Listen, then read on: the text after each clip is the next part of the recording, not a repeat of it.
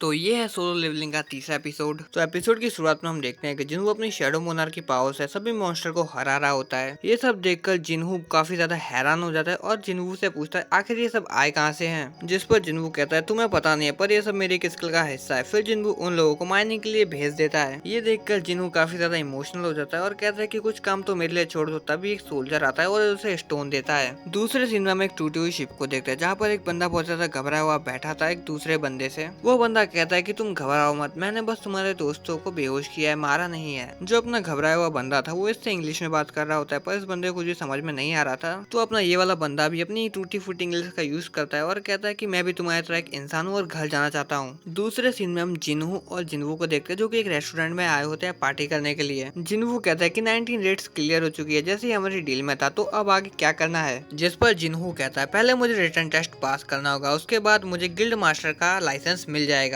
उसके बाद मैं अपने फादर से नेगोशिएशन चालू कर दूंगा। जो सुनकर जिन्हू कहता है कि मेरे कुछ प्लान्स है, तो थोड़े दिनों तक मैं तुमसे नहीं मिलूंगा। और यहाँ पर जिन्हू काफी ज्यादा ड्रिंक कर चुका होता है, तो वो जिन्हू से कहता है अगर तुम्हें ऐसा लगता है कि मैं तुम्हारे लिए एक सरदर्द हूँ तो तुम मुझे कह सकते हो, मैं आगे से तुम्हें परेशान नहीं करूंगा। पर क्या तुम्हें पता है मेरा भी एक भाई है जो मुझसे 10 साल बड़ा है, पर मेरा ही भाई मुझे पसंद नहीं करता है, जिससे हमारे बीच में इतनी बनती नहीं है। और वहीं पर तुम्हें देख लो, तुमने मेरी जान भी बचाई और मेरी इतनी ज्यादा मदद भी करी, काश तुम मेरे बड़े भाई होते। जिस पर जिन्हू कहता है अगर ऐसा है तो मैं आज से तुम्हारा बड़ा भाई हूँ। जो सुनकर जिन्हू काफी ज्यादा इमोशनल हो जाता है और फिर वो दोनों दबाकर पार्टी करते हैं। दूसरे सीन में हम उसी बंदे को देखते हैं जिसको कैप्चर करके रख लिया होता है और उसको पकड़ने वाले बंदे बाहर खड़े बात कर रहे होते हैं कि आखिर ये बंदा है कहाँ से। जिस पर वो दूसरा बंदा बताता है कि इसने बोला है कि एक फॉरेन का हंटर है जो 10 साल से किसी गेट के अंदर फंसा हुआ था, पर इसे एक एग्जिट पॉइंट मिला जिससे डायरेक्ट अमेरिका में आ गया। क्योंकि इसे इंग्लिश बोलना नहीं आती है, तो हमने एक ऐसे बंदे को बुलाया है जो इससे बात कर सके। जिस पर वो दूसरा बंदा बोलता है तो ऐसा भी तो हो सकता है ये एक ह्यूमनाइट या फिर एक मैजिक बीस्ट भी हो सकता है ना, इसीलिए हमने एक एस रैंक हंटर को बुलाया है। और हम देखते हैं कि वो एस रैंक हंटर और कोई डोंगसू होता है जो प्लेन से वापस अमेरिका आ रहा होता है उस बंदे से बातचीत करने। वो बंदा पूछता है आखिर इस बंदे का नाम क्या है, जिसपे वो दूसरा बंदा बताता है इस बंदे का नाम है वोंग संग। दूसरी तरफ हमें सुबह का सीन दिखाया जाता है, जहाँ पर जिन्हू जिना से बोल रहा होता है कि मैं कुछ दिनों के लिए बाहर जा रहा हूँ। जिना बोलती है अब तुम काफी ज्यादा बिजी रहने लगे हो, आखिर तुम किसके साथ जा रहे हो। जिस पर जिन्हू कहता है मैंने बताया तो था मैं एक दोस्त के साथ जा रहा हूँ। जिस पर जिना कहती है मुझे भी मिलना है तुम्हारे उस दोस्त से।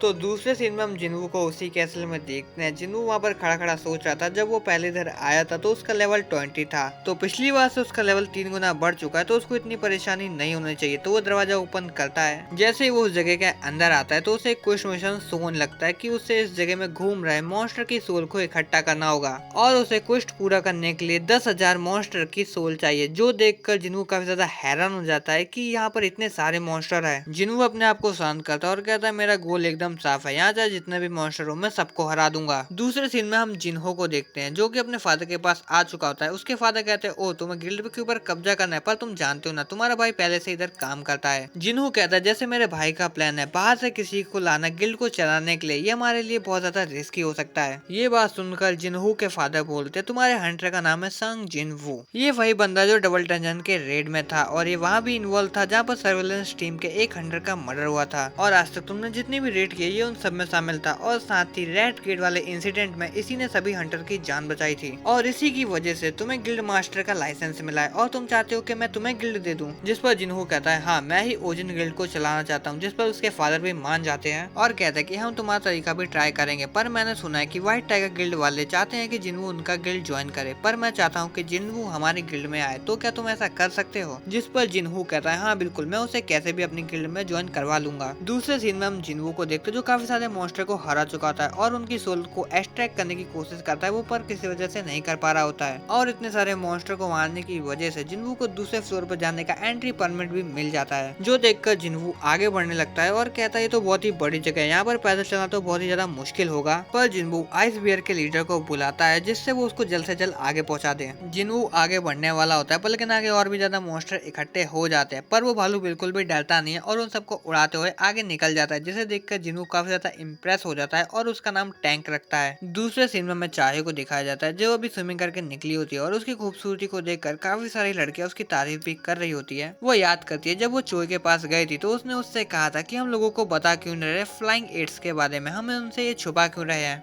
चोई कहता है कि ऐसे ऑर्डर एसोसिएशन के हैं, अगर वैसे भी उन लोगों को बता देंगे तो वो काफी ज्यादा परेशान हो जाएंगे और डरने लगेंगे। चिंता मत करो, हमें बस अपनी ताकत बढ़ाने पर ध्यान देना है और अपने गिल्ड को बड़ा बनाना है, हमारी बस यही ड्यूटी है। दूसरी तरफ हमें दोबारा से जिन्वू को दिखाया जाता है जो कि काफी ज्यादा मॉन्स्टर को मार चुका होता है और वो कहता है कि जब मुझे इसकी की मिली थी तब मुझे लगा था कि ये एक एस रैंक का अंडर है, पर इनकी ताकत देख के लगता है कि ये एक बी रैंक का डंजन है, पर लेकिन इसमें काफी ज्यादा फ्लोर है और आगे चलते चलते काफी ज्यादा पावरफुल मॉन्स्टर से भी सामना हो सकता है और इनको मारने के बाद ही मुझे आगे जाने का मौका मिलेगा। और जिन्वू अब बोल रहा होता है कि मैंने काफी ज्यादा अच्छी प्रोग्रेस की है, अगर एक कैसल भी उस टावर की तरह है तो इसमें भी 100 फ्लोर होंगे और जब तक मैं उस 100वें फ्लोर पे पहुंचूंगा तो काफी ज्यादा ताकतवर हो जाऊंगा, पर पता नहीं मेरे ये सप्लाईज कब तक चलते रहेंगे। और जिन्ना से भी मैंने वादा किया कि मैं जल्दी लौटूंगा और इस सेफ बैटल को करने में काफी ज्यादा टाइम भी लग रहा है। और देखते ही देखते जिन्वू ने 10,000 डीमन की सोल को इकट्ठा कर लिया होता है और ऐसा करते करते जिन्वू आगे बढ़ता है और उसे एक बॉस दिखता है जिसके पास उसकी आर्मी भी होती है। ये देखकर जिन्वू अपनी भी आर्मी को बाहर निकाल लेता है और देखता है कि ये बॉस सच में बहुत ही ज्यादा ताकतवर है। दूसरे सीन में मूसी हंटर को देखते हैं जो कि आहन को बता रही होती है कि जिन्वू घर पे नहीं है, उसकी बहन ने बताया कि वो किस दुनिया के लिए बाहर गया है। आहन कहता है कि उसने अच्छे से इन्वेस्टिगेशन की है, ना ही जिन्वू किसी रेड में शामिल हुआ है, ना ही वो देश छोड़कर बाहर गया है, पर उसकी लास्ट लोकेशन शहर के बीचों बीच दिखाई दी थी। ये सुनकर वो लड़की हैरान हो जाती है और कहती है ये सब तुम्हें कैसे पता। आहन कहता है ये तो मेरी जॉब का एक हिस्सा है। दूसरे सीन में हम जिन्वू को देखते हैं जो कि अपनी आर्मी से कह रहा होता है कि उस बॉस को मैं हराऊंगा और बाकी सब तुम लोग देख लेना, और वो लोग भी वैसा ही करते हैं और इन लोगों के बीच में काफी ज्यादा खतरनाक फाइट चालू हो जाती है। और गाइस अगर तुम्हें इसकी वीडियो क्लिप्स देखनी है तो तुम मेरे टेलीग्राम चैनल पर जाकर देख सकते हो। और जिन्वू यहाँ पर कह रहा होता है कि मेरे पास काफी ज्यादा पॉइंट है जिससे मैं काफी ज्यादा सोल्जर को समन कर सकता हूँ और उन्हें मेंटेन रखने में मेरे पास बहुत ही ज्यादा मैजिकल पावर है। पर सवाल ये उठता है क्या ये बंदा अपनी जगह से उठ भी सकता है। जिन्वू ये सब सोच रहा होता है कि वो बॉस बहुत ही स्पीड में आता है और जिन्वू के ऊपर हमला कर देता है। जिन्वू उस हमले को डॉज कर लेता है और बहुत ज्यादा गुस्से में आ जाता है और कहता है ये तुम क्या कर रहे हो। जिन्वू उस बॉस को एक पंच मारता है जिससे वो उड़ के बहुत ही ज्यादा दूर गिरता है और इस पावर को देख के जिन्वू खुद भी हैरान हो जाता है। अपनी इस पावर को देख के जिन्वू खुद भी हैरान हो जाता है और कहता है क्या मैंने सच में अपनी इतनी ज्यादा पावर का यूज कर लिया। वो बॉस उठता है और जिन्वू की तरफ बहुत ही स्पीड में बढ़ने लगता है। जिन्वू ये देख के थोड़ा घबरा जाता है। जिन्वू आयरन से उसकी शील्ड मांगता है और उस बॉस के हमले से बच जाता है। वो बॉस जिन्वू के ऊपर लगातार काफी ज्यादा हमले कर रहा होता है और जिन्वू को उसके हमले को रोकने में काफी मुश्किल हो रही होती है। जिन्वू को एक मौका चाहिए होता है उस बॉस के ऊपर हमला करने के लिए। जैसे ही वो मौका उसे मिलता है वो कूद कर उसके ऊपर हमला करने के लिए चला जाता है, पर लेकिन वो बॉस उसे देख लेता है और वो बॉस जिन्वू के ऊपर काउंटर अटैक करता है जिसे जिन्वू काफी मुश्किल से डॉज कर लेता है और सोच रहा होता है क्या ये मेरे मूव्स को पहले ही पढ़ रहा है। जिन्वू अपने मन में कुछ सोचता है और फिर वहां से भागने लगता है। ये देखकर वो बॉस भी उसका पीछा करने लगता है। उस बॉस का पूरा ध्यान जिन्वू के ऊपर होता है जिससे वो एक बिल्डिंग में टकरा जाता है और जिन्वू को यही मौका चाहिए होता है उस बॉस के ऊपर हमला करने के लिए। वो उसके ऊपर एक काउंटर अटैक करता है और उसको आधा काट देता है। उस बॉस को हराने के बाद जिन्वू को काफी सारे पॉइंट भी मिलते हैं और उसे मिलता है वर्ल्ड ट्री फ्रेगमेंट। अगले सीन में हम देखते हैं कि संग के पास डोंगसू पहुंच जाता है और कहता है कि ये लोग बोल रहे हैं तुम एक मैजिक बीस्ट हो जो बात कर सकते हो। जो सुनकर संग कहता है अगर तुम्हें ऐसा लगता है तो मैं प्रूफ के तौर पर अपना डीएनए टेस्ट भी करवा सकता हूँ। डोंगसू बोलता है कि शांत हो जाओ, मैं तुम्हारी आवाज नहीं सुनना चाहता हूँ, वैसे भी मुझे बहुत ज्यादा गुस्सा हो रहा है क्योंकि तुमने मेरा पूरा मजा किरकिरा कर दिया। डोंगसू वो रिपोर्ट पढ़ने लगता है, तभी संग बोलता है क्या मैं तुमसे एक सवाल पूछ सकता हूँ। डोंगसू बोलता है कि तुम चुप रहो, पर संग उससे बोलता है ह्यूमंस को कितना पता चला है गेट्स और उनके अंदर होने वाले मैजिक बीस्ट के बारे में। डोंगसू थोड़ा कंफ्यूज हो जाता है और कहता है कि तुम आखिर कहना क्या चाहते हो। तो अब संग कहता है डंजन मैजिक बीस्ट और गेट्स ये तो कुछ भी नहीं है उस आफत के सामने जो अल्टीमेट तबाही ला सकती है। मैं उसके बारे में ज्यादा कुछ तो जानता नहीं हूँ पर उसे रोकना चाहता हूँ। ये बात सुनकर डोंगसू बोलता है कि तुम अपनी बकवास बंद करो, इस दुनिया के अंदर कितने सारे हंटर्स हैं, अगर वो एक साथ आ गए तो किसी भी चीज को रोक सकते हैं। जिस पर सांग कहता है कि नंबर्स काम नहीं आने वाले हैं, हमारे हंटर्स को डिवाइड करके हमारे खिलाफ यूज किया जाएगा। डोंगसू उसकी रिपोर्ट देकर बोलता है ये तो बहुत ही अजीब है, तुम्हारा एक नाम है, एक बीबी है और 2 बच्चे हैं, क्या तुम्हें अपने बच्चों का नाम भी याद है। जिस पर सांग बोलता है हाँ मेरे बेटे का नाम है सांग जिनवू। तो गैस तुम लोग यहाँ तक समझ ही गए होंगे ये जिनवू का बाप है। सांग डोंगसू से बोलता है तुम मुझे इस तरह घूर क्यों रहे हो। जिस पर डोंगसू बोलता है मैं तुम्हारी किसी भी बात का जवाब तो नहीं दूंगा पर इतना बता सकता हूँ कि तुम्हारा बेटा अभी तक मर चुका है और अगर तुम्हें उससे मिलना है तो मरने के लिए तैयार हो जाओ। और डोंगसू सांग से लड़ने के लिए रेडी हो जाता है। सांग भी यहाँ डोंगसू से लड़ने के लिए एकदम रेडी हो जाता है। और दूसरे सीन में हम जिनवू की आर्मी को देखते हैं, वो सभी फ्लोर्स को आराम से क्लियर करते ऊपर जा रहे होते हैं और जिनवू अपने मन में सोचता है कि आज की फाइट मेरे लिए बहुत ही ज्यादा इजी रही।